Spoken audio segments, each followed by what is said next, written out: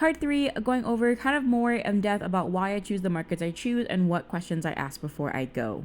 I see a lot of people talk about the markets they do and how they do really well at them, and I'm not someone who does really well at markets, so I figured I'd share my experience to help other people out there that are maybe struggling with smaller markets like me. So first thing is look at yourself and what you are able to do. How much are you physically able to bring and prepare in a timely manner so that way you're not overwhelming yourself, right? Like you want to make sure that you're taking care of yourself because for me, when I do a market, it means I usually can't take on other custom orders. So do I think this market will bring in money and actually help me, I don't know, save energy, save time, get more customers, whatever the case, instead of taking on more custom orders? Next, when I find a market that I'm interested in, I like to reach out to the coordinator and ask them at least 2 questions. One, what is the expected attendance for this market? And 2, how many bakers or food vendors are you allowing? Knowing how many people are attending the market helps me prepare enough desserts. I want to make sure I cover at least 10% of the market to buy from me, give or take. And if there's more bakers, I might bring less. If there's less bakers, I might bring more. And depending if there are a lot of bakers, like I've been in a market where there is almost 8 bakers for maybe a couple hundred people, I've stopped going to those altogether because it's not feasible for me and I don't make enough money because there's so much competition.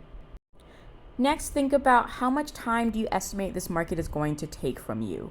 Markets don't just take the 12 to 5 that you sign up for at that particular market. They take the days before to prep, the morning of to get there, to grab your stuff and drive over there, and then your setup, takedown, and getting back home. I worked on my cupcakes and cookies on and off from 4 p.m. to midnight, plus my menus and stuff, and then I woke up at 8 and got home at 6 o'clock, right? That's, 12 hours worth of work, and I'm only really going to be paid during the 5 hours that I'm selling. So do I think I'm going to make enough to actually make it worth my while? When it comes to setting up a menu for my market, I like to pick things that are quick and easy to make at my house, and also I like to have variety so I'm not bringing the exact same things as other bakers attending the event.